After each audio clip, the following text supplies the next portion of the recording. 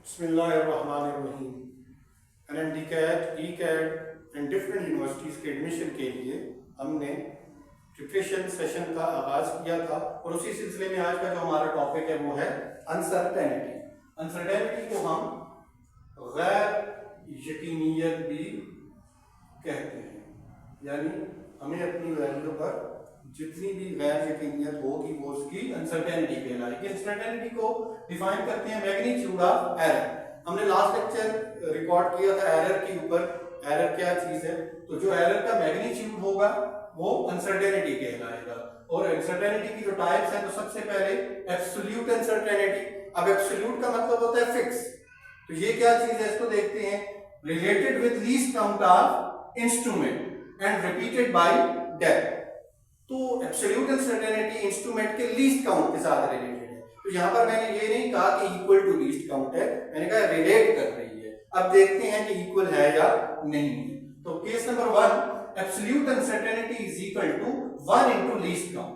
तो absolute uncertainty least count के बराबर हो सकती है, लेकिन इसके स्पेसिफिक केसेस हैं for vernier calliper, screw gauge and digital balance. तो इन केसेस में आप जो लीस्ट काउंट है उसी को as it is absolute uncertainty लिख देंगे।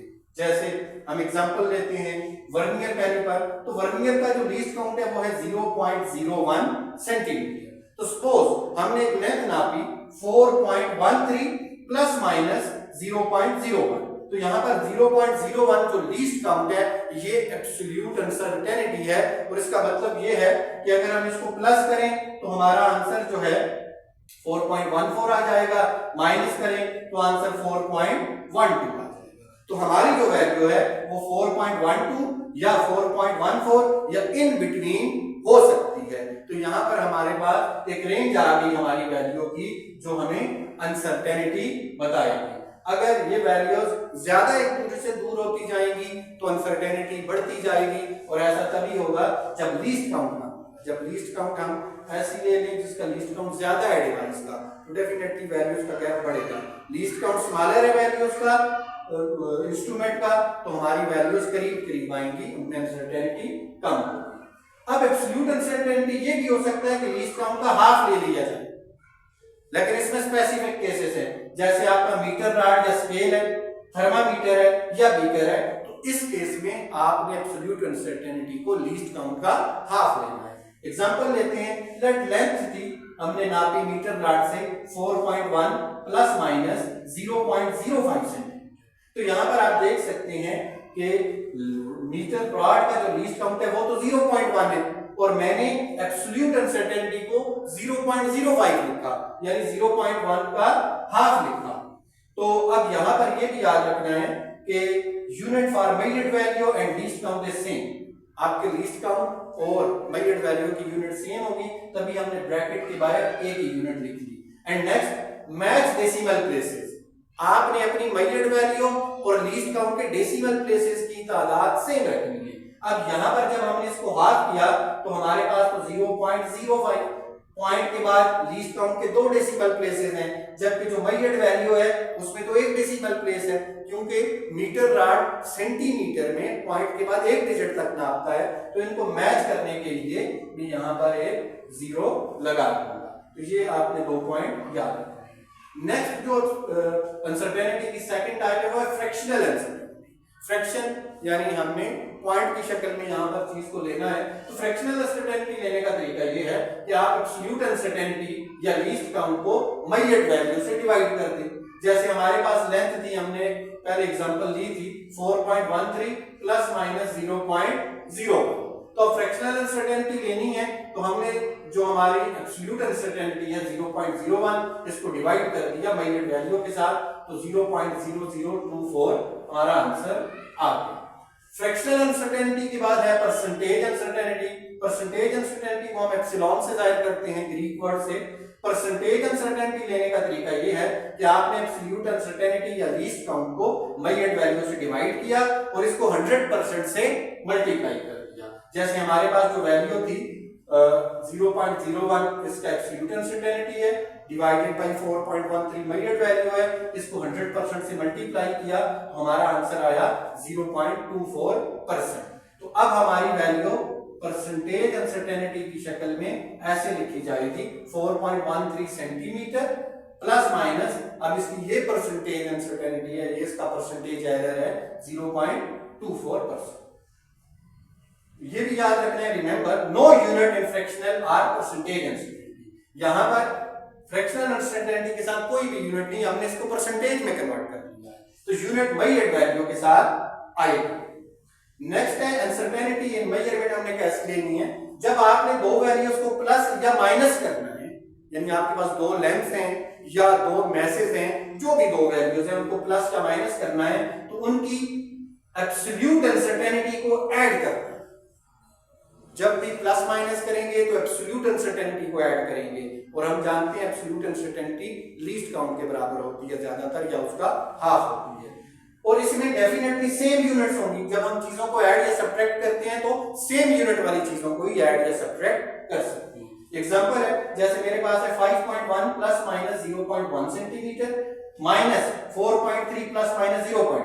अब 5.1 और 4.3 को माइनस किया तो 0.8 आया, लेकिन इनकी एब्सोल्यूट अनसर्टेनिटीज ऐड हो, दो वैल्यूज प्लस हो या माइनस हो, उनकी एब्सोल्यूट अनसर्टेनिटीज ऐड हो। और जब दो वैल्यूज को मल्टीप्लाई करें या डिवाइड करें तो परसेंटेज अनसर्टेनिटीज को हमने ऐड करना है, क्योंकि मल्टीप्लाई डिवाइड में डिफरेंट यूनिट्स वाली चीज भी हो सकती है। जैसे हमारे पास डिस्प्लेसमेंट है, velocity into time, different units हैं, F is equal to m में डिफरेंट यूनिट्स हैं, तो उस सूरत में फिर हम क्या कर लेंगे, परसेंटेज ले लेंगे, परसेंटेज को ऐड कर लेंगे। जैसे एग्जांपल है 4.1 centimetre plus minus 1% multiply by 3.1 plus minus 1%, इनको मल्टीप्लाई किया तो आंसर है 12.71, लेकिन साथ परसेंटेज अनसर्टेनिटीज ऐड हो गई।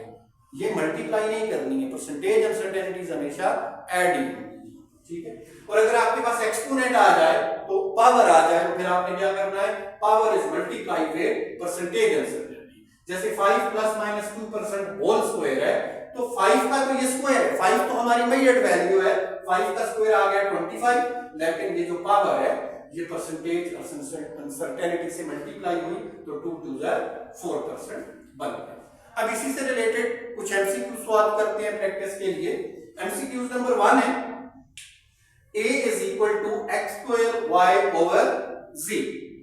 Percentage uncertain error in x y z are 2%, 3% and 5%। Percentage error in a क्या होगा, तो a के आगे ये दो वैल्यूज मल्टीप्लाई हो रही है और ये डिवाइड, तो मल्टीप्लाई डिवाइड में परसेंटेज अनसर्टेनिटीज ऐड होंगी हमेशा। तो हम इसका सॉल्यूशन निकालते हैं, परसेंटेज अनसर्टेनिटी इन ए, तो सबसे पहले x की अनसर्टेनिटी निकालेंगे तो पावर उसकी अनसर्टेनिटी से मल्टीप्लाई होगी। x की अनसर्टेनिटी 2 है तो 2 into 2% प्लस y की अनसर्टेनिटी देखें तो वो हमारे पास है 3%, वो भी प्लस हो जाएगी, एंड हमारे पास जो y की अनसर्टेनिटी है हमारे पास 3, वो भी प्लस हो जाएगी, और z की अनसर्टेनिटी है हमारे पास 5, वो भी प्लस हो जाएगी, तो 2 टू 4 हो जाएगा, 4 प्लस 3 7, 7 प्लस 5 12, तो टोटल हमारे पास a के अंदर जो परसेंटेज अनसर्टेनिटी है वो 12।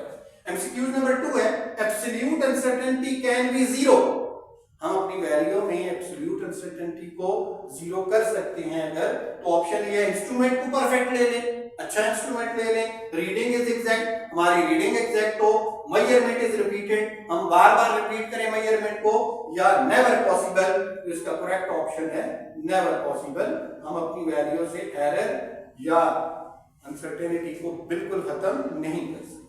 क्वेश्चन नंबर 3 है percentage uncertainty and mass and velocity is 2% and 3%। Uncertainty in kinetic energy क्या हो, तो हम जानते हैं काइनेटिक एनर्जी का जो रिलेशन है वो बराबर है हाफ mv²। अब मास इनटू वेलोसिटी प्रोडक्ट में है तो इनकी परसेंटेज अनसर्टेनिटीज ऐड हो जाएंगी। मास की अनसर्टेनिटी है 2% प्लस वेलोसिटी की जो अनसर्टेनिटी है वो 3%, लेकिन इसके ऊपर एक्सपोनेंट है तो इसकी पावर उसकी अनसर्टेनिटी से मल्टीप्लाई हो जाएगी, तो 3 टू 6 प्लस 2 हमारे पास आ जाएगा 8%। तो काइनेटिक एनर्जी में जो अनसर्टेनिटी होगी वो 8%। एमसीक्यू नंबर 4 है which measurement is more precise, इनमें से ज्यादा प्रिसाइज कौन सी मेजरमेंट है? हमने last lecture precision and accuracy पे रिकॉर्ड किया था, उसी से रिलेटेड है 10.0, 10.00, 10.000 सेंटीमीटर या आर। तो इसमें जिसके सिग्निफिकेंट फिगर्स की तादाद ज्यादा है, पॉइंट के बाद डेसिमल प्लेसेस ज्यादा हैं, तो वो ज्यादा प्रिसाइज वैल्यू होगी, क्योंकि इसको किसी ऐसी डिवाइस से नापा गया है जिसका लीस्ट काउंट कम है। तो ये था हमारा आज का लेक्चर। होपफुली ये लेक्चर आपके लिए हेल्पफुल